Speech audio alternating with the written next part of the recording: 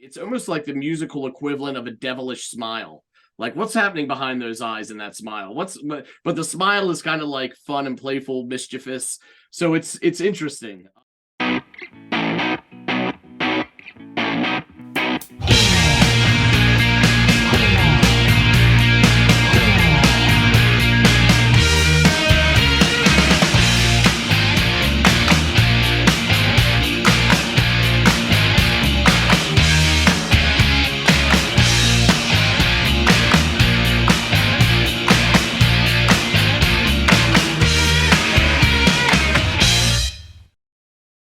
Hey, everybody, and welcome to another Friday episode of That's Audiophiles.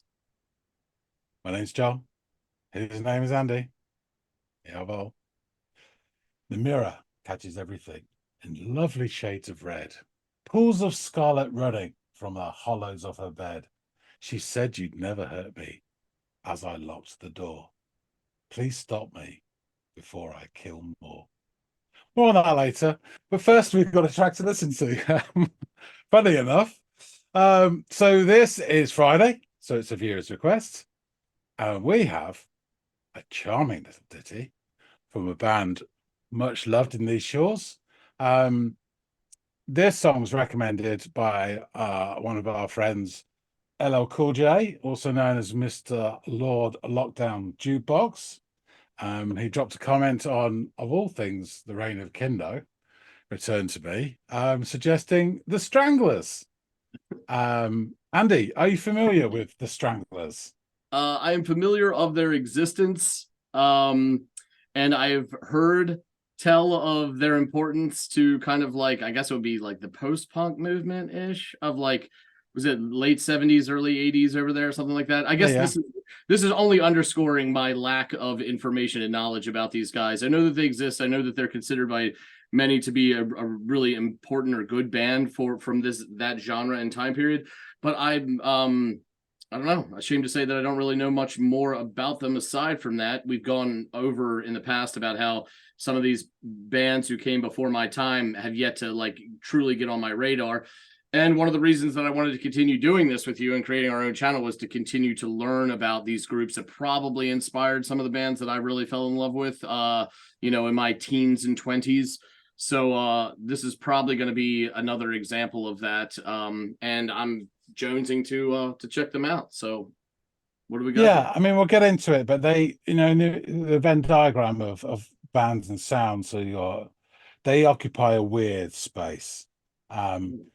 Which I will get into, but yeah. So the track is called "Nice and Sleazy." Just like I like it. You have to say it that way as well. Nice and sleazy. So yeah, go off and have a listen. Come back and let me, Lord Lockdown Jukebox, and everybody else know what you think. Will do.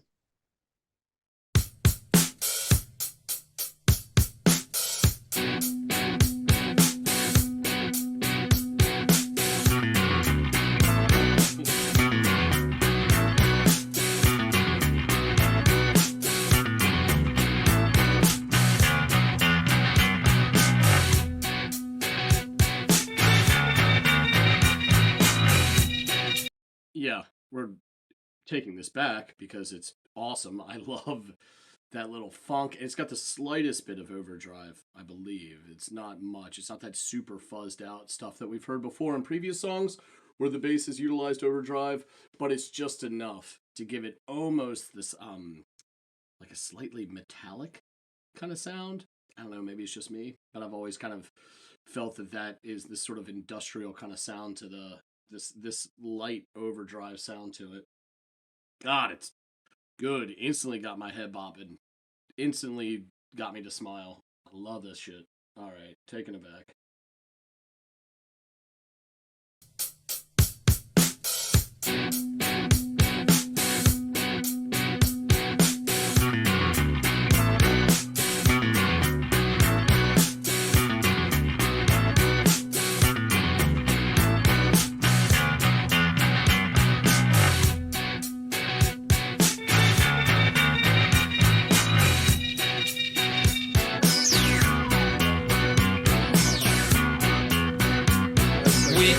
across the West Sea. We didn't have much idea of the kind of climate waiting. We used our hands for guidance, like the children of a preacher, like a dry tree seeking water, or a daughter. Nice and sleazy, nice and sleazy does it.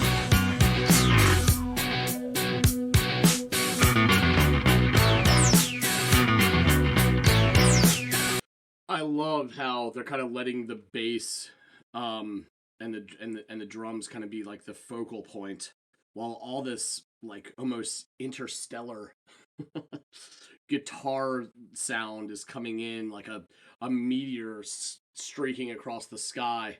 And the sky is that rhythm section, right? So it's just like cascading sounds of little guitar just flourishes and these little delicate happening. And yeah, I'm getting like this shooting star visual against this beautiful canvas that's being provided by the rhythm section. This is just fucking great, man.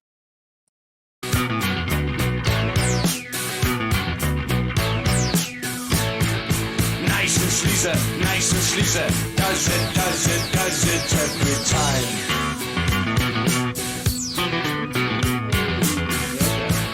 Nice and sleazy, does it every time.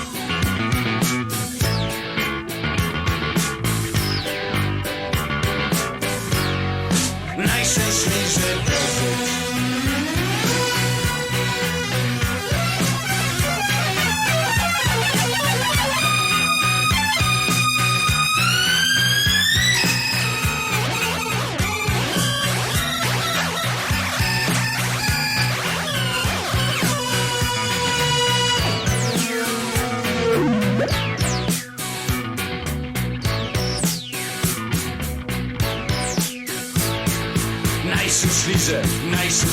it. Nice and sleazy, does it every time.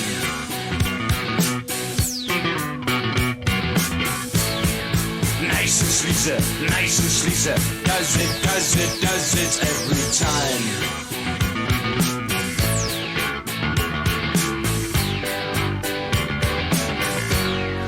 Nice and sleazy, does it. As a child of the 80s and the 90s, there is this video game kind of quality to what you're hearing. It's like, is that Galaga? Like, what am I hearing right now? I didn't think that I was going to have that nostalgic bone tickled. I thought that there would be some nostalgia to this type of song, which there is.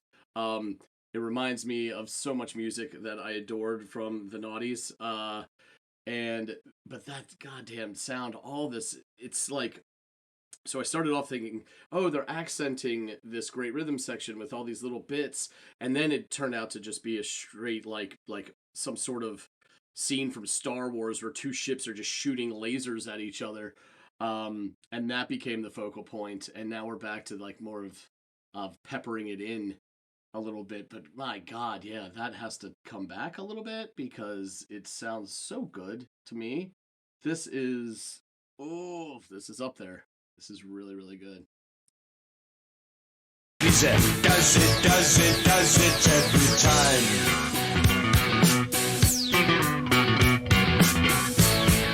Nice and sleazy, does it every time.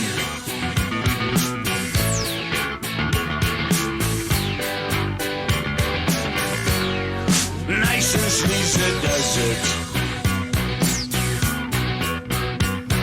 An angel came from outside, had no halo, had no father, with a coat of many colors. He spoke of brothers many, wine and women, song of plenty. He began to write a chapter in his story. Nice and sleazy, does it. Nice and sleazy, does it. Nice and sleazy, does it. Does it every time.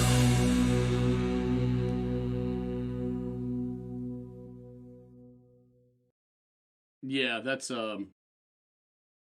winter chicken dinner for your boy Andy here, and this is instant playlist material. Yeah, I gotta download this track.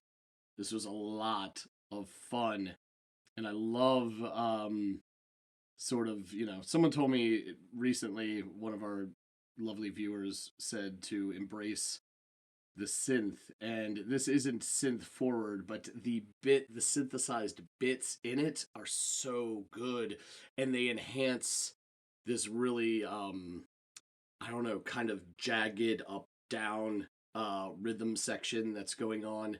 It all works, but it's got this beautiful, like, disjointed staccato-y type sound, and I just fucking love it so much. This is a really, really good recommendation, and yeah, I can't wait to I've heard of the Stranglers plenty, but again, didn't really dig in, and I regret having not done it, but I am loving the fact that I got a chance to listen to them today, and I have the rest of my life ahead of me to check out more stuff by them, and hopefully maybe some of y'all or John bring some more of this stuff to the table. But this was très magnifique. I loved it. All right, let's get back to John and learn some more. Are you back? I am. From the Stranglers. Not many return. Yeah, just made it out. I got a huge neck, so I was able to slip. Man, yeah, I fucking loved this one, man. Oh my god, did I ever? And you probably knew I was going to with your familiarity with the song and my penchant for being like a moth to flames when it comes to like some great bass work. So yeah, I should have done my Andy Bingo where you write down the words beforehand, and as you say them, bass line. yeah, exactly, man. Oh, so it kicks off with this like kind of like fun, quasi funky little drum beat that's happening, and then another thing that I'm kind of like a real slut for is that like staccato, distorted guitar strumming that we had, and then comes in. Sorry, Andy. It's almost got some reggae to it. A little bit, but yeah, it's a little bit. It's a little less smooth than you might get. It's got that melange that's happening in the late 70s with that sort of sound. You get the Police doing it as well, and all sorts, But yeah. Absolutely. So that, and then comes in, my best friend. This slightly overdrive affected sort of industrial bass lick, like. The bass lick itself in its movement is fun, but it has this and we've heard overdrive on songs before where it's so fuzzy. It's like this is just again, it almost gives it a metallic industrial sound, but it has this jauntiness to it that is kind of fun, and that's an interesting dynamic between the effect being used and the actual music being played. Really, really love that. It synced its jaws into me and didn't let go. And then we have this interesting, almost cosmic sounding, like, and at first I thought it was the guitar, but then as it pressed on, I sort of began to realize that this is sort of like a synth keyboardy type thing happening here. And it's like screaming and phasing into the song. At first, and at this juncture of the song, more like peppering in or smattering, not totally in the forefront. The rhythm is kind of like the bulk of the song at this point. There's some assertive and direct vocalizing that happens, and the lyrics vocalizing with the lyrics, and at times his words are delivered in the same rhythmic patterns as the drum work, so that has some playful funness to it as well. The song is now fully formed and progressing, and the band is peppering in more of this really fun sonic work on the keyboards, and it's interesting. The rhythm section is like this rich night sky, and these sounds are like shooting stars or a meteor shower happening over it. And I will continue this sort of interstellar play as this metaphor play as the song goes on, because that I kept having visions of that. There's also something about, I've said playful and fun, but there's also something weirdly sinister about the tune too, and I can't put my finger on it, but it toes the line between like that and playful throughout a lot of it. It's almost like the musical equivalent of a devilish smile. Like, what's happening behind those eyes and that smile? But the smile is kind of like fun and playful, mischievous.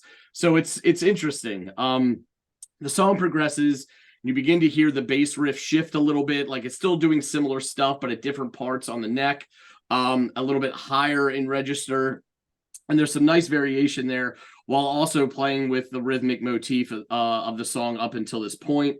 There's also the keys take a more forward position in the tune, and you get more of this intergalactic type soundscape. It's almost like spaceships firing lasers at one another. It's a real sci-fi kind of sound. And it almost like took me back to just like feeding quarters into the Galagum arcade machine in my local arcade. These almost, for their, now in retrospect, primitive sounding like sci-fi sounds from the 80s and the late 70s and stuff that you would have found, which is interesting because that's about the time that Star Wars and the renaissance of sci-fi stuff came around. It was like the War of the Worlds, this lull, and then we got Star Wars and Star Trek and all this shit coming out. And so it made me smile because of how these things align from a timeline standpoint. And the last verse, which I'm finally starting to pay attention to the lyrics outside of like the nice and sleazy refrain of the chorus. I'm like, now the lyrics, I fully loved the bass, but now I can stop loving it for a moment to focus on some other things. And the last verse had just this tinge of biblical and religious imagery, which I didn't think I was going to get from a song with this title.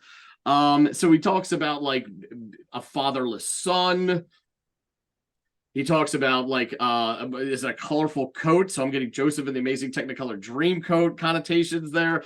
So it's really interesting and weird, and like, even though I'm explicitly hearing and understanding the lyrics, it's only making my understanding of the song that much more difficult, because here we have this nice and sleazy shit, and now we're getting deliberate references.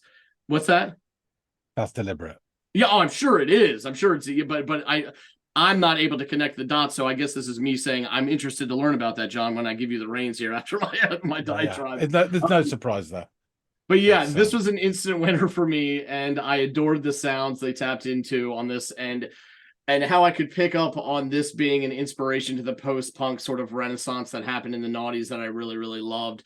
So yeah, this one's getting downloaded, added to the playlist. You knocked it out of the park, LLJ, so thank you for this one. But John, yeah, tell me more about this band I should already know more about, I feel. Yeah, I know from LLJ's channel that and we've had sort of little comments between each other that he's a massive fan of Stranglers, and I am as well, to be fair. As I said, they sit in this weird spot, which I'll go into, but just so you're not familiar with any other Stranglers tracks? Because not that I'm aware of, unless there's this one that I just didn't realize was them or something like that. Yeah, there will be. There is one that I'm thinking of that you will have heard of. Okay. It's not my favorite, so I wouldn't worry about it. They do a fantastic, one of the best ever cover versions of a song, Dionne Warwick's "Walk On By." Oh my God, it's just brilliant. Yeah, you wouldn't associate that song with them. Yeah, or that artist really with what I just heard. So yeah, that's interesting. Isaac Hayes' version is really good, but I think Stranglers one is better. But anyway, horses for courses. And yeah, there's a couple of others of really big hits, they had, which are worth listening to if you've not heard them before, and you will enjoy them for various reasons, but two reasons in particular: bass and keyboards. Yeah. So Stranglers formed in 1974. They're originally called, for some reason, the members ended up in and around this area, so they called themselves originally the Guildford Stranglers, because like all good serial killers, you have to have a place name as well to really, hit the charts. They soon dropped that geographical reference because I don't think any of them really were from there. So personnel: Hugh Cornwell, lead and backing vocals and guitar; Jean-Jacques Bernal, bass, backing and lead vocals. They flipped around, it was mainly them two that did the lead vocals, and Jean-Jacques sung about a third of the songs of the Stranglers, but it was usually Hugh Cornwell. Dave Greenfield, keyboards, sometimes backing and vocals as well, and Jet Black, His real name was Brian Duffy on drums. So they emerged, they sort of formed 74. By 75, Dave Greenfield joined, actually, and then stayed with them.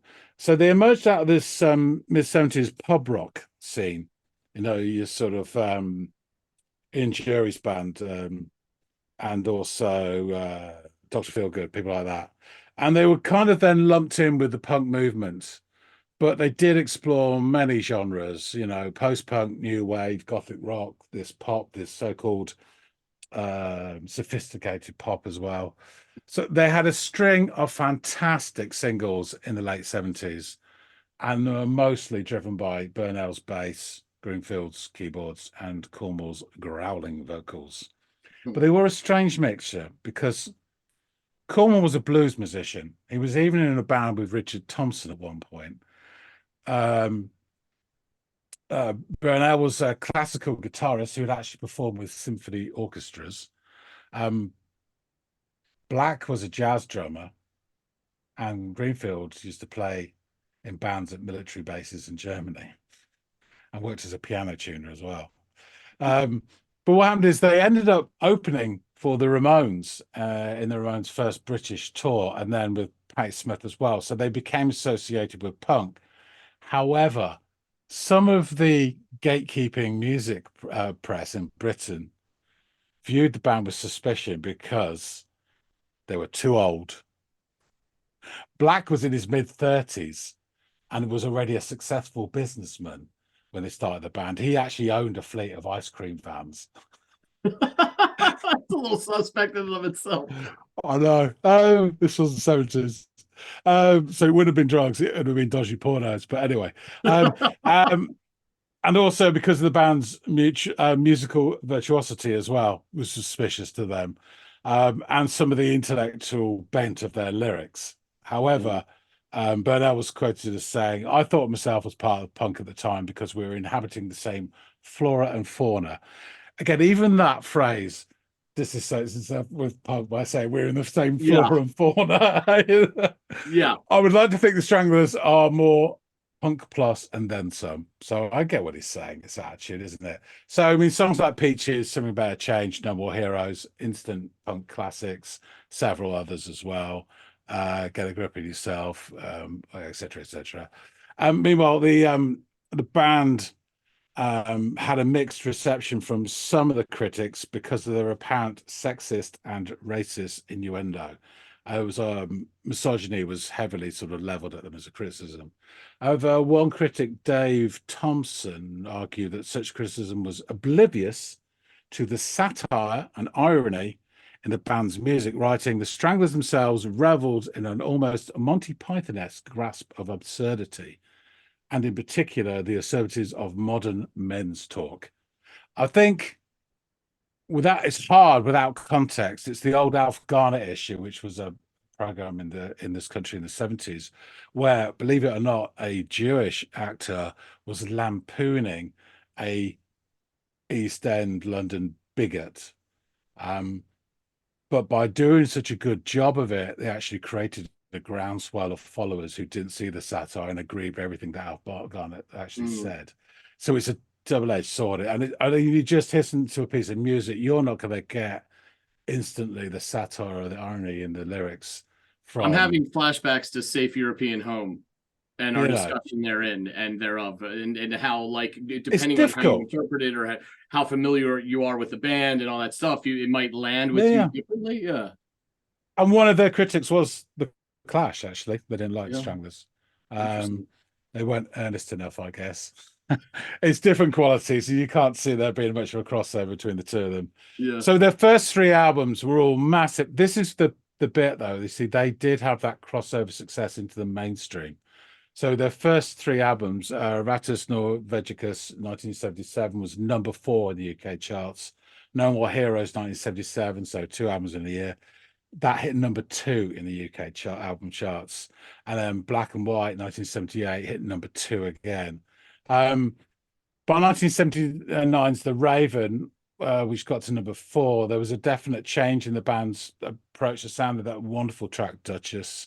And it was followed by The Gospel According to Men in Black in 1981, which hit number 8 in the UK charts and was viewed as a failure.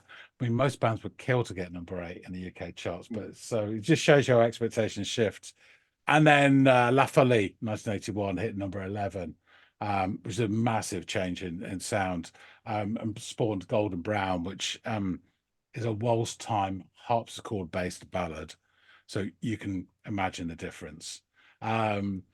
This single is the main single from the album Black and White, as I said, 1978, and Nice and Sleazy hit number 18 spot in the UK charts. Actually, Golden Brown was their highest charting single, got to number 2. So we're going to the lyrics, and I'll say a bit more about it. We came across the West Sea. We didn't have much idea of the kind of climate waiting. We used our hands for guidance, like the children of a preacher, like a dry tree seeking water, or a daughter. Nice and sleazy.